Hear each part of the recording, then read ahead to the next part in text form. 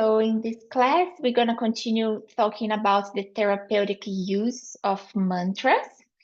And as you know, I like to start every class, not only mantra class, but every class, every treatment, every meeting with a mantra. So because we are in a little group today, we're going to say, chant the mantra together. I mean, as a format, as a question and answer, as we made in the last class.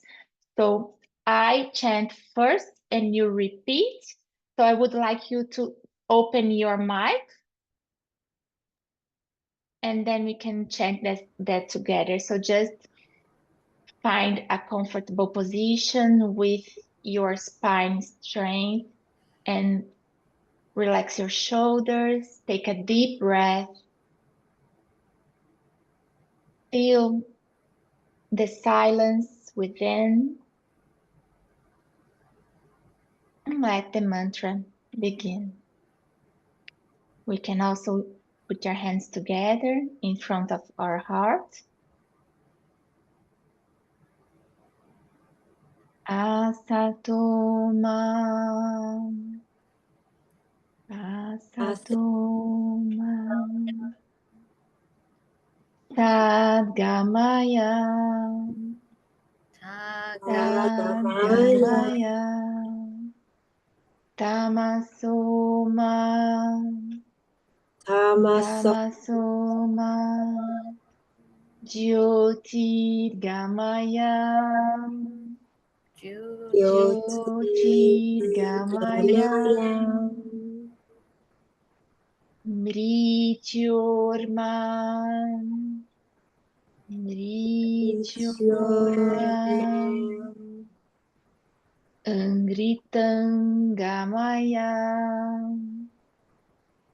Angritangamaya, Om Shanti, Shanti, Shanti. We do together again. Om Shanti,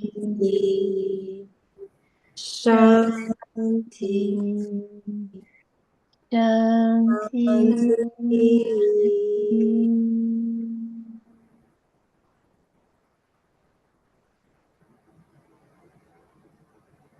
Slowly, we open our eyes and relax the arms. Thanks for chanting the mantra with me. So in the last class, I started explaining what the mantras are. So what are the mantras? We usually consider the mantras as a prayer, a plea, or an act of reverence. So mantras are not only that. They can be used for that purpose, but what mantras truly are is a sound formula that brings us closer to our essence. So mantras are sound vibration. Mantras are sound formulas. The universe is the expression of sound, and we are all important parts of this rude orchestra. At the same time, mantras work in this very, very profound way. They can also be part of a simple Ayurvedic treatment plan. Please understand simple as also an important part of an Ayurvedic treatment plan. Because mantras bring balance to prana, tejas, and ojas. Are we familiar with that? Prana, tejas, and ojas, the mental aspects of mind. It purifies the nadis. It harmonizes the Majadhatu, the nervous system. It enhances concentration and creative thinking. It can be compared as an asana, a posture for the mind. And it also energizes the healing processes. So remember, and here it is. Ta-da! Now I got it.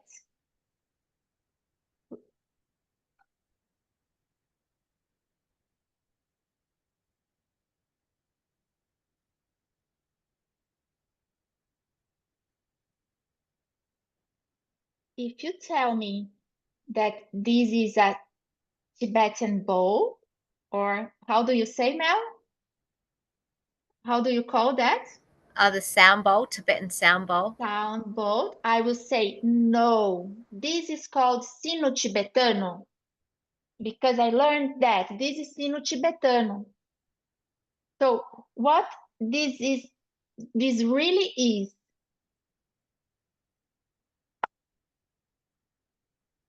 the sound. Everywhere this sound from this object will be the same. So the sound or the mantras represents the truth, the essence, the unchangeable, the most secret, deepest, and profound science. So in this class, I want to start with a different question. Why are we studying the mantras? You can answer me, Emma and Mel. Please talk with me. Why we study the mantras as a healing tool As a for healing subtle, tool? for subtle energies.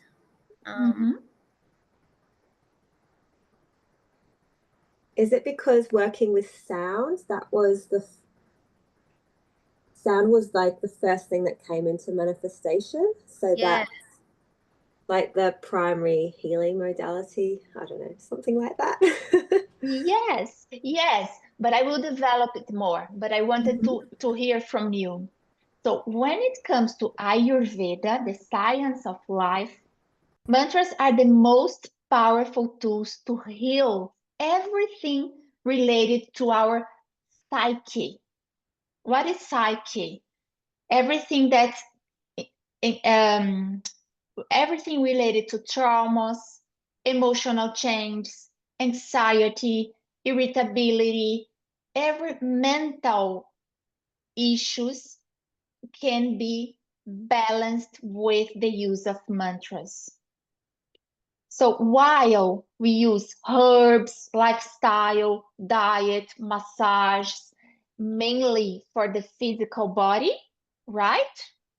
We use mantras, meditation, Jyotish, the Vedic astrology, and also the use of crystals, aromatherapy, chromotherapy as part, as Mel said, as the subtle treatments of Ayurveda. And it's not because it's subtle that it's less important, right?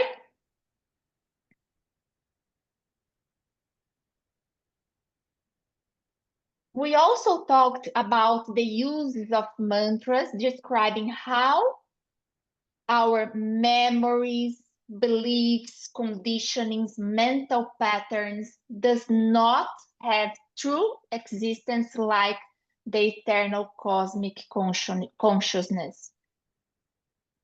We are our essence, our divine spark, and not everything that happens inside our head. Okay?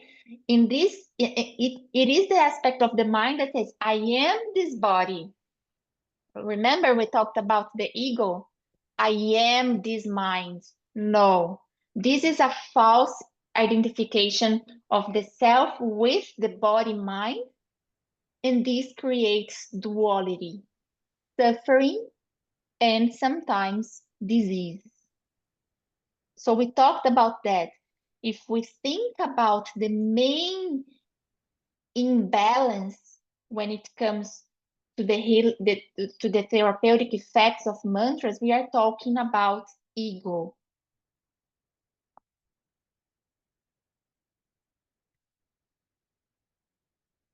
Just a quick review about what we saw. Remember, Brahm is everything. We covered a little bit the Sankhya philosophy, seeing that Brahm is everything. Brahm is represented by the sound formula. Open your microphone. Which is the sound formula that represents, that is Brahm? Um, Om. Om is Brahm. Brahm is Om. They are the same thing. And remember that the play between Purusha, Shakti, and Prakriti creates Mahat. And Mahat is the cosmic consciousness that builds.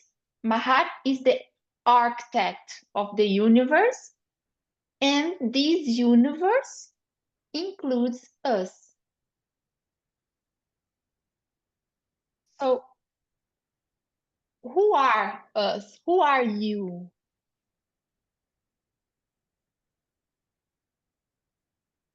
Are you your name? Are you who you are married or engaged with? Are you your occupation? Are you this body? Are you your thoughts? Are you this mind? All these questions are talking about what? The ego. The ego is an aggregate of memories, beliefs, conditions, mental patterns, and identifications. It does not have true existence like Brahm, like Purusha, like our essence. So I have another question. If I ask you, what is the mind? And I will skip to the next slide to help you. What is the mind that is called manas in the Vedic philosophy? So manas is only a receptor, kind of a radio. We can also understand manas as, for example, your laptop. Look now at your phone, Emma, at your laptop, Mel. Look at the screen. Are you seeing me? Maybe not, only the slide, but maybe you can see me in somewhere. I'm seeing you. Okay. But if I ask you to open your cell phone now and your laptop, would you find me there? No, because your computer or your cell phone is only which transmits the information am I giving through this amazing machine to your own place. In the same way, manas, according to Ayurveda, is only an organ of transmission. And there is another curious similarity between manas and the laptop. Both are binarios. I mean, in the same way the computer runs all the systems into basic codes, our mind is also basically formed by what we like and what we don't like. What we are going to do, what are we avoiding to do? Should I stay or should I go? This is the mind. Is good or bad?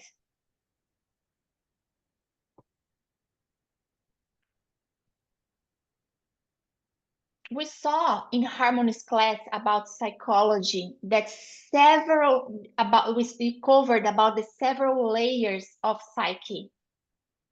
Manas helps you experience the world and sense your environment. Ahankara, the ego, gives you identity and self-concept. Buddhi helps you make conscious choices. Chitta holds the keys to healing past wounds. Smriti anchors you in life's lessons. Vijnana connects you with your intuitive power. And Atman brings peace, stillness, and divine awareness. Remember that we covered this in Harmony's class? So now I ask you again, what is the importance of studying this and what do mantras have to do with it? And to answer this question, we will need to take a step beside, not a step backwards, because we will quickly review some of the important concepts of yoga. Yoga is not a step back, it's a step behind. Yoga and Ayurveda, as you know, are sister science. Open your microphones. Are there any yoga teachers here? Are you, Emma? I'm not a yoga teacher. I've studied it a bit, but I'm not a teacher. Okay, but maybe you will have, you can answer me. What should be the very first step or steps when beginning to learn yoga? The first steps. I will jump to the next slide. Yeah. To help you. I'll get the 8 limbs of yoga. The very first step when learning yoga should be the yamas, the ethical restraints like nonviolence, ahimsa, and truthfulness. Remember? And also the niyamas, that means the personal disciplines such as cleanness and contentment, we call santosha, which create a moral foundation. Okay, these are the roots of the practice. And then comes the asana, that means the physical postures that prepare the body for stillness, comfort. The next step, pranayama, it's on sequence here. Pranayama means the breath control that regulates the life force energy. In other words, prana. After these 4 steps, we come to pratyahara, that involves withdrawal of the sense from external distraction, leading to dharana, concentration.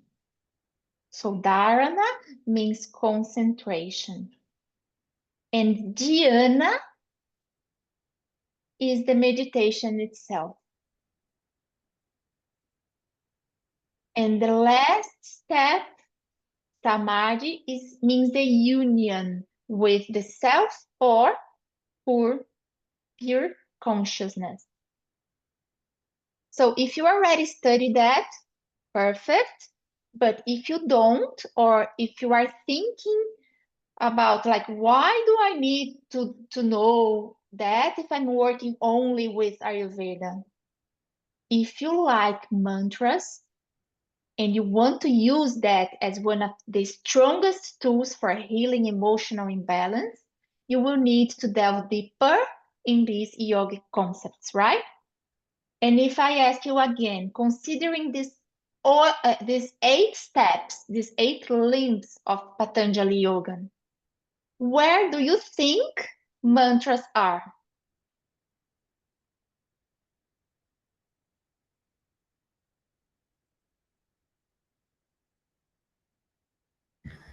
So Just guess. I could be withdrawing from the senses and coming into sound, right? It's close. It's close. Before it start, Emma, do you wanna guess? Is it with maybe with the pranayama? The A breath. little bit far. Ah. Now it's closer. But What is it? Joanna, look. It could be like a meditation too, right? Meditating Yeah. state. So you skipped the only word that I needed. You said everything, but you skipped dharana. And Dharana. dharana What's means dharana? concentration. Is that Concentration. meditation, the concentration? Meditation comes next, and we will see that better in this class. So Yeah. I just like to review these 8 limbs of Patanjali for you to understand where are the mantras in this context. Sorry, mantras are part of dharana, but there is no dharana happening if we don't practice first pratyahara, pranayama, asanas, niyamas, yamas. Everything, right?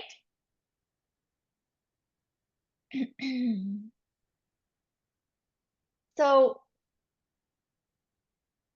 yamas, it's something that you have to read, to go deeper by yourselves, I guess. It would be too long to talk about them here. I think I would like go a little bit far away from the goal of this class, but maybe I would like to talk about the asana, the posture. And when we talk about meditation or dharana or mantras practice, it's very important to know more about the 7 points posture.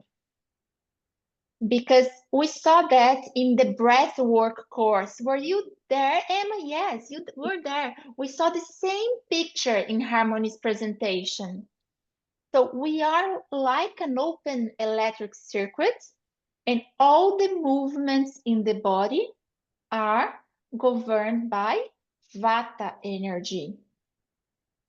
So this picture shows the 5 subdoshas of Vata. Remember, we have 5 subdoshas of Vata, 5 subdoshas of Pitta, 5 subdoshas of Kapha. These are the Vata ones. First one, Pranavayu, moves inward. Samanavayu has a centripetal movement centered around the stomach and navel. From the heart radiates Vyanavayu, which flows outward through the palms and the soles of the feet. Udanavayu moves upward, exiting through the top of the head. That's why we see some Hindu gods with something being thrown through the top of the head. And Apanavayu, as you know, moves downward, exiting through the pelvic region. When we aim to practice Pratyahara, an introspective practice of disconnecting from the senses that direct our awareness outward, turning inward in search of connection with the Atma, the self. So when we stop to practice mantra or meditation, we need to disconnect from outward and connect with inward. That means pratyahara. And because we are this open electric circuit, we must kind of close these open channels. If we look at these pictures, it's not all of them that are opened. Can you see in this picture that only 3 of the subdoshas of Vata are open for outwards?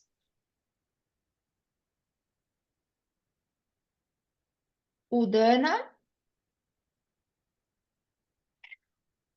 and through the top of the head. Viana, palms of the hands and soles of the feet. And Apana, through the pelvic region. So there are some posture tips to close these channels.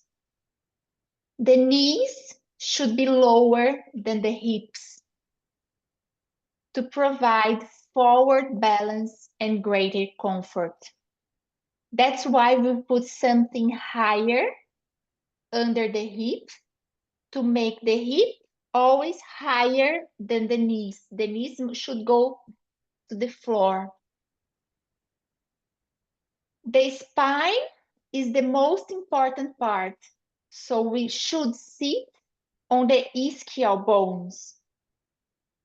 So just practice now. If you put one of your fingers in your navel, and with some other finger, it can be the little finger, you would try to achieve the pubic symphysis, you know, the bone in the pubic symphysis.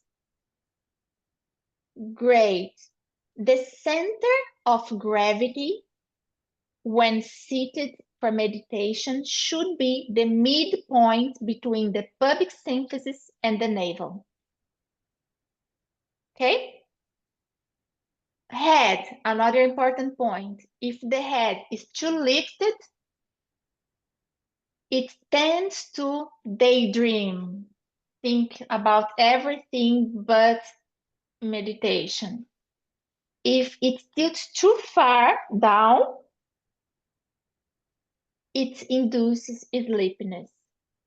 So the ideal is to slightly tuck the chin forward to relax the neck muscles. And eyes, different from the Buddhist, should be focused on a point on the ground ahead, but then you slowly close them. Lips should just gently touch. And the tip of the tongue should rest behind the upper teeth at the beginning of the hard palate. Are you practicing now? But if the mind is very, very restless, you can also place the tongue between the hard and the soft palate. This stimulates the production of stoma nectar. Studies have shown that this mudra, this position of the tongue, increases endorphin levels. And you should be asking, but what about sitting on a chair? You can sit on a chair. And I think most of the people would prefer to meditate sitting on a chair. But let's review. In the same way, knees should be higher than the pelvis, even sitting on the chair. And the soles of the feet should face slightly upward to disconnect Viana Vayu from the ground. It's important to reassess your posture from time to time to regain balance. In other words, what is the perfect posture for practicing meditation or for practicing mantras. This posture in yoga is called Siddhasana. I will show you.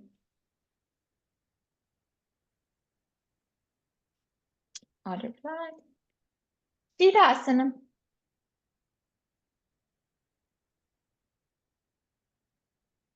This is the posture. Again, reviewing the 7 points. I will just come back because the notes is here.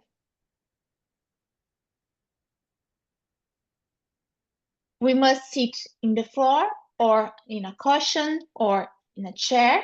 One foot presses the perineum and the other presses the pubic region. We must place our hands one over the other like this, with the thumbs touching, or in Chin Mudra, with the palm facing up and down. Are you seeing my hands here? Just be careful with this mudra, that the thumb represents Atma and the index finger represents Ahankara, the ego. So we must never put the fingers like this. Atma always overcome from the other finger, always like that. Palms facing up or palms facing down. And in this mudra, the thumb represents the Atma and should rest over the index finger. And then we see again the complete posture, Siddhasana. And when sitting in a chair, something like that. Of course, if you have a normal chair, it would be nice to have something higher to put your feet. Something like that.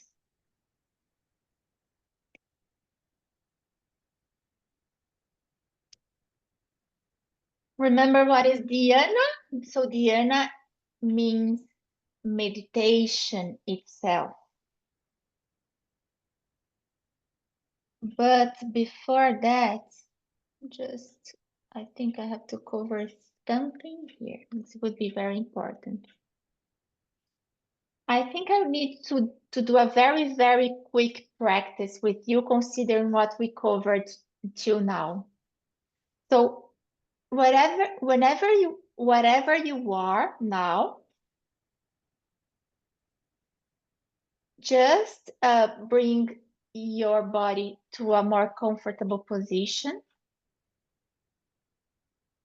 If you can, bring your feet in that position, or even only the chin mudra, the position of the head, the eyes closed.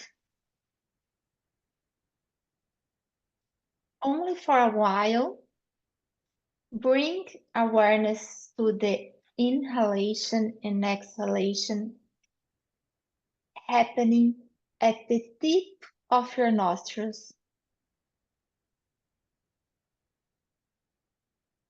Do not control the breath.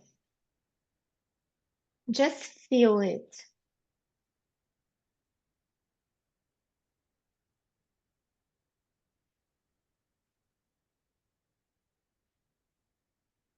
The movement of the air in the tip of your nose. Naturally, thoughts, memories, distractions will arise. And the game now is notice and return. Notice and return. I have to do the notice and return. I forgot about notice and return.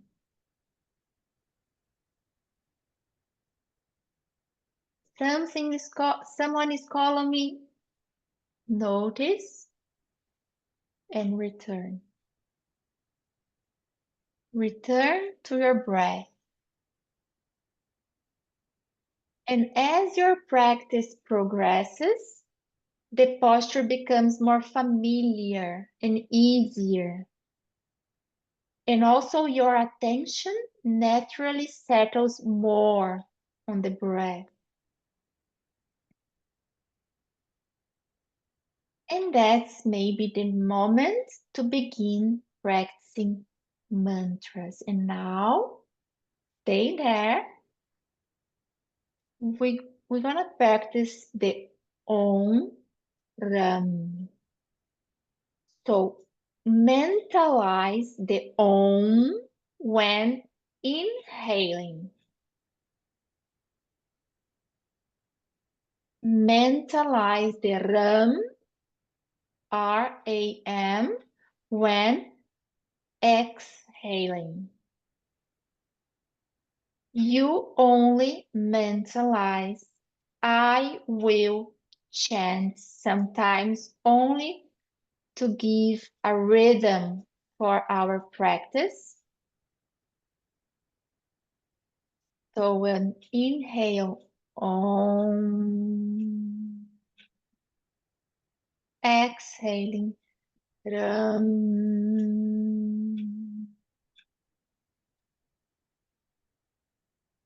Om,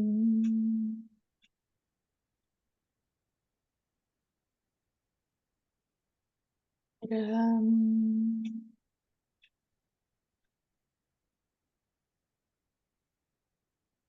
Om,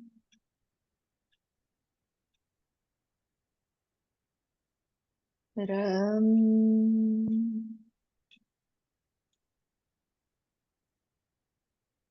Om,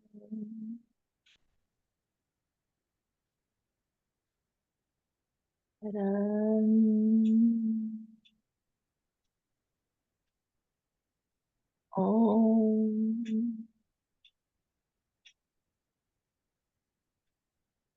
Ram,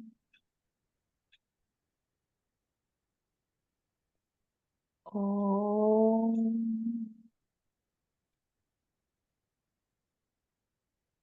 Ram.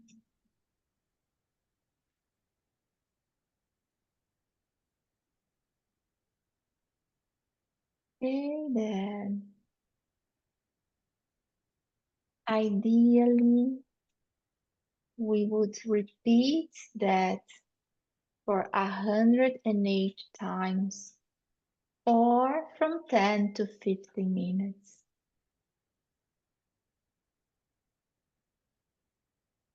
Now return your attention to the flow of your breath.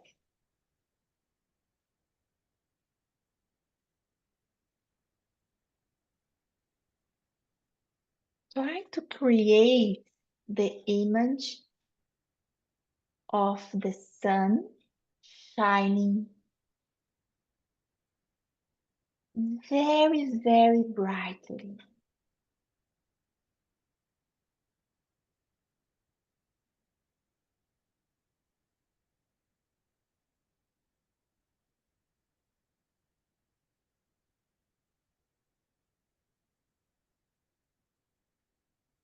And then you bring your hands together in front of your heart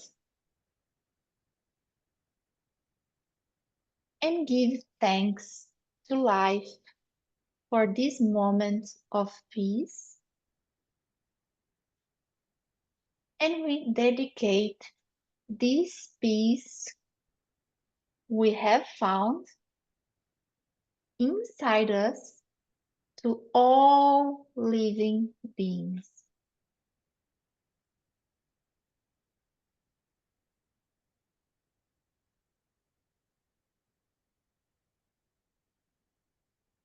And then we slowly open our eyes.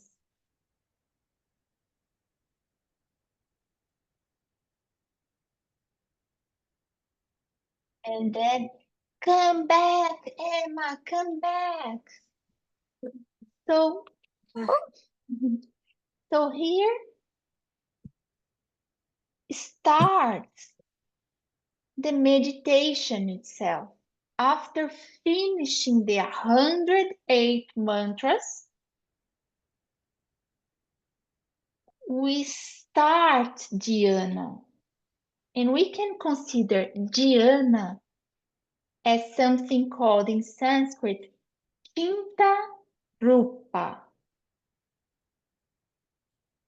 Chinta Rupa, you will understand that. So to synthesize into a form, to visualize this form that represents an infinity of ideas.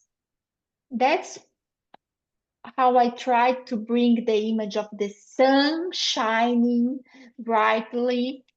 So this is the Chinta Rupa, is the image, a form that brings you extraordinary happiness. There is no concept of dhyana on an object that causes pain or suffering. Usually, for each mantra or bija mantra, this little mantra, this seed mantra, there will be a different Chintarupa. Something for you to mentalize and feel. As I said, a radiant sun in the heart, or an ocean of unchanging consciousness while the entire universe transforms. Remember our practice with Mel when she conducted us to a beautiful reunion or the reconnection with our own child. That was so beautiful and profound. That was a Chintarupa as well. So after yamas, niyamas, asana, pranayama, pratyahara, dharana, which includes mantras, you have to stop, let your breath happen naturally, observe what you feel, and try to create the image of or a scenario with your inner consciousness and energy. Actually, it's more than just creating and visualizing. It's necessary to feel. And even if you are very smart and creative, you won't be able to access the immense and profound experience that is what we call samadhi. It's not about being smart. Look at this image. It's kind of manas, the very top, the whitish part, only the top, manas. Dhyana, meditation, all this part above the water.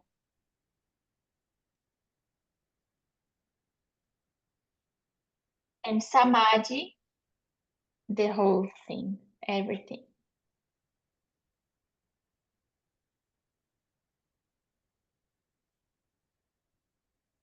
So remembering that mantras helps us in this process of disidentification from everything that mind has been projecting.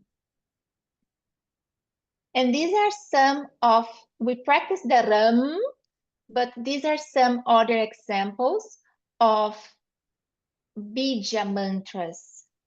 These are the best way, in my opinion, to start practicing mantras because they are little, they are powerful, and they are part of yoga and Ayurveda knowledge. Ideally, 108 times using a japa mala, or you can also establish a period of time using, for example, a 15 minutes timer. It's also important when starting this practice in your place, you must have an intention for that. And before starting the mantras itself, it's nice to affirm, I am chanting this mantra with the intention of, and then you complete the sentence. So a few examples. Om, we covered last class, means I am everything. I am consciousness. Substance in complete union. There is only one. There is not two. Then the mantra is part of Om. Is the Om without the U. And the U means Prakriti. So means the pure consciousness, the consciousness without the matter, the substance. Means I am Atma. I am not matter or substance. I am pure being. I am not this thought. I am not a ritual. I am. And then it comes, how do you pronounce that third one? Vam. Van. So the right pronunciation in Sanskrit, and this is very important when it comes to the practice, is one. One. One is not a U and not a V. It's a mix between U and V. One. One. One. And you know that this is the bija mantra of the Swadhisthana chakra. It works with the nature, in the manifestation of nature, the spectacle of the divine manifestation of nature, pure unchanging consciousness. It means I am part of this movement of words, plans, beings, cycles, yet all of it is contemplated within the sanctuary of our heart. Then Hrim, the bija mantra of Shakti. After Om, we can say that Hrim is the most important bija mantra that invokes the great power. It's used for cleansing and purification. It promotes energy, contentment, and ecstasy. It stimulates the entire detoxification process. Shakti is Atma in its dynamic state. In the same way, we can compare the sun and the sunlight. We can also say that Shakti is the same as Atma, but in its dynamic state as the light of the sun. And then the fifth one, how do you pronounce that? RAM?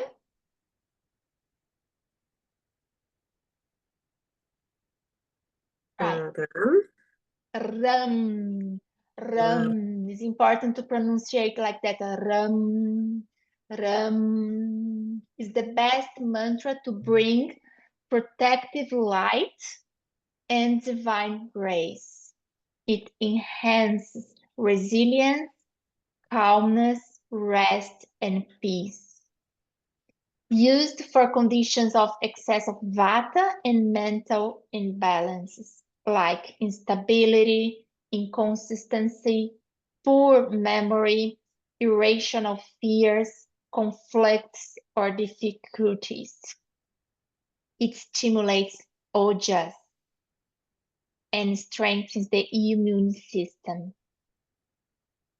And the run is associated with the Manipura chakra, is the great mantra for the fire element. It increases physical and mental agony without aggravating pitta. So it supports the digestion of impressions, digestion of emotions, and sensory inputs. Very, very helpful when we have problems to solve and lack of mental clarity. That's why I chose this one. And then the mantra Hum is the best mantra to dispel negative influences, illness caused by pathogens, negative emotions, and harmful energies, or what we call black magic. It is the mantra of choice to also stimulate agni, and it burns ama. It cleans the channels, the srotas, and increases tejas. The mantra Hum is present in all the mantras dedicated to Shiva.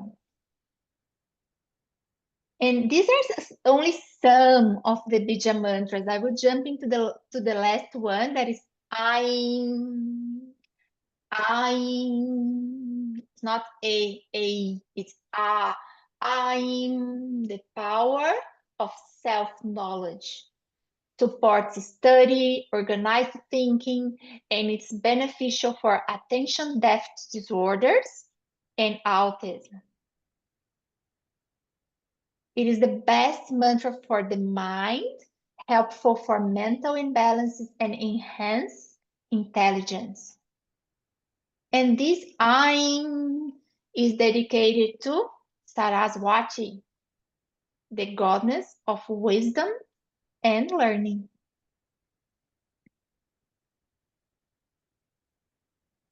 There are more, but I thought it would be too much to show. I know we are running out of time. I just need more, maximum 5 minutes. Okay, great. Mhm. So this, so a brief pause now, just to check with you if I am being clear about how profound mantras are. And also if I'm being clear about how we can use the mantras as a therapeutic tool in a simple way for ourselves and also for our clients. Because it would be too simple to show you, the mantra I is for this, the mantra Hum is for that. But am I being clear about how profound mantras are also? So I think we can go for this other possibility of using mantras that combines. This is a combination of Om, Ram, and Hum. Just sorry. Om, Ram, Hum. So let's go back to Ayurveda. When we have a patient with ama, we must stop everything and treat ama first, right? In the class I gave you in the cooking class, we talked about that, the step by step of how to digest ama. So I talked about the herbs that are Dipana and Pachana. So Dipana are mainly the pungent herbs that increase the agony. And Pachana are bitter herbs with hot virya, hot potency, that help with digestion of ama. Om, when placed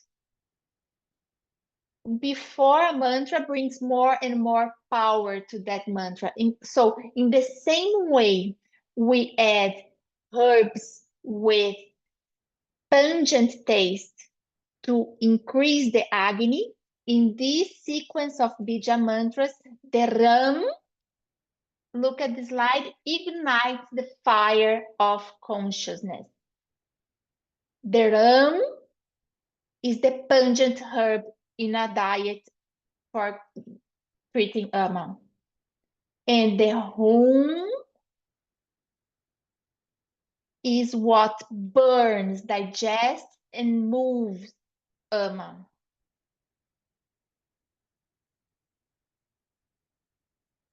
Om, when placed before mantra, brings more and more power to treat mantra, to that mantra. It enhances, boosts, amplifies the mantra. Ram, as we saw, awakens the agony, especially the mental agony. It increases the capacity to digest toxins and ignites the fire of consciousness.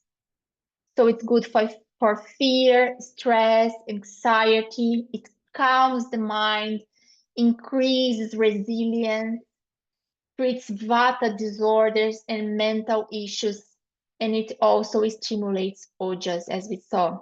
And the hum burns, digests, and moves especially mental Remember, Mel? Traumas, negative memories, sufferings that arise from the unconscious.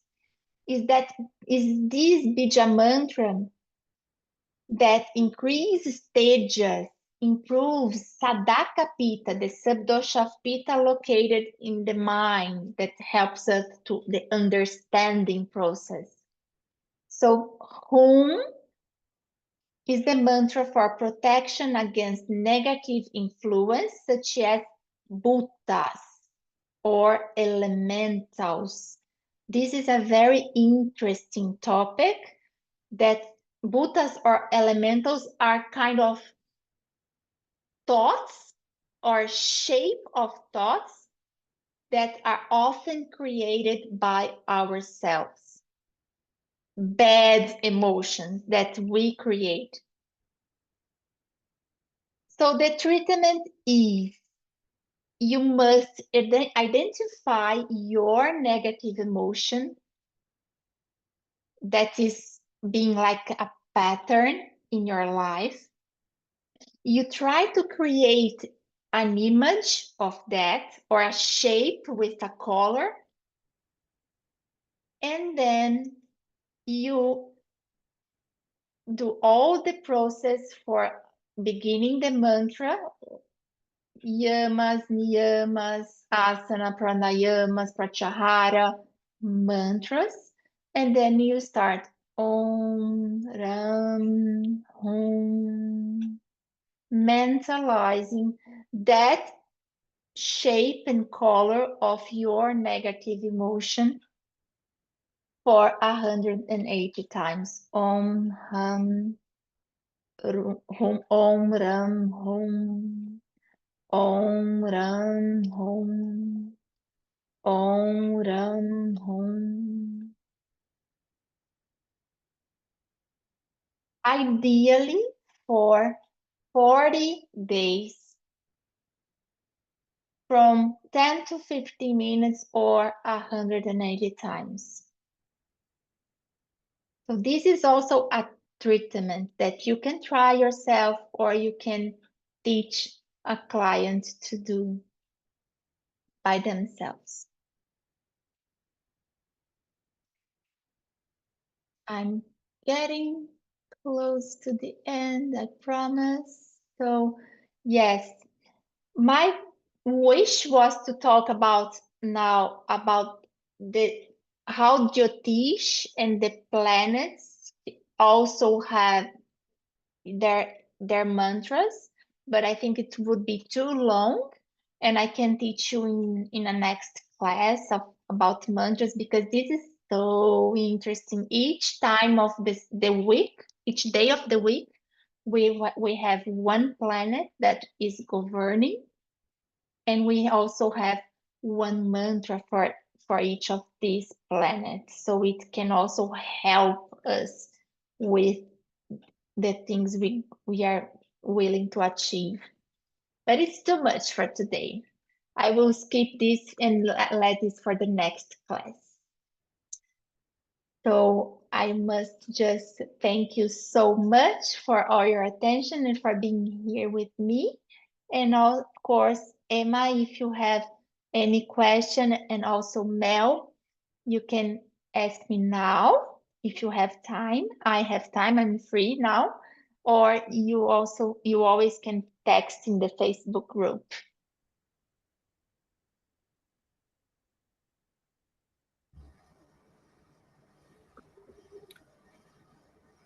With the those mantra examples, the seed mantras that you did put out, would you be able to provide a bit more information on what they all sort of are used for? Because that was really interesting. I sort of tried to write down some notes, but you sort of went into it in quite a lot of Yes, detail.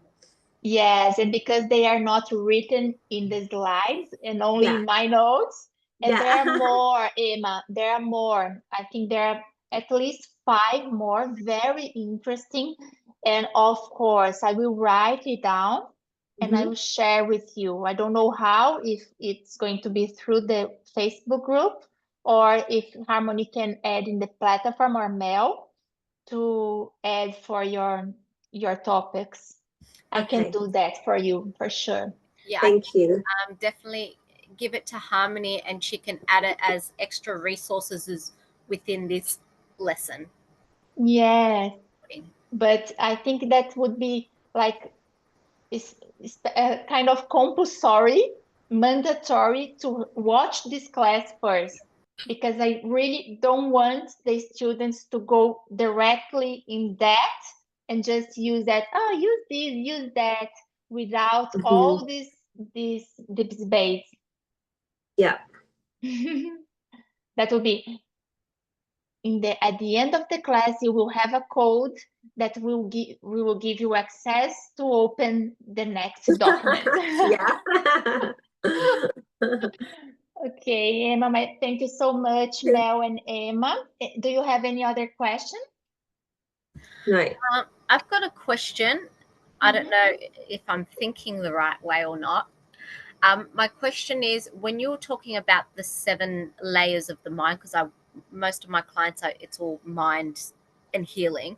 So when we're looking at the 7 layers of the mind that you had written there, if we're if I'm working with a client and they're saying they're working with the chitta mind or the Buddha mind, and we're focusing on one of the layers of the mind, is there corresponding mantras that we can prescribe them to use to focus on a certain layer of the mind, Yes, but or I always combination? like, Mel, to understand, for example, what is really happening.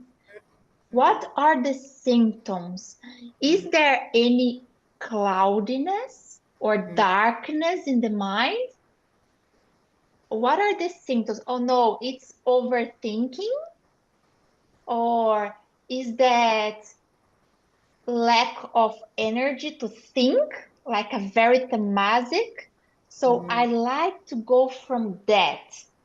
And then we will also like figure out the layer of the mind that is being achieved, and also which mantra will be more beneficial for this case. So if we look together for the symptoms, so what is really happening, because remember, I don't like when the clients come with a diagnosis already. Okay, I am in the chitta mind. Okay, why? Tell me why. What is happening? And sometimes you will see there is another thing happening. So it's more prescriptive of trying to find the elements that are in balance. Elements, And doshas, and it is yeah, and especially, then describe. remember, when we talk about manas, Mhm. we are considering more prana, tejas, and ojas Yeah, than vata, pitta, and kapha, and the elements. yeah. Because a lot of my work is more with the Ayurveda's all mind psychology work. So I'm just trying to now understand when I'm learning, looking through the Ayurveda lens, but more for the psychology as opposed to the body. Makes sense. So Yeah. when I'm correcting myself now, when it comes to manas, remember sattva, rajas, and tamas.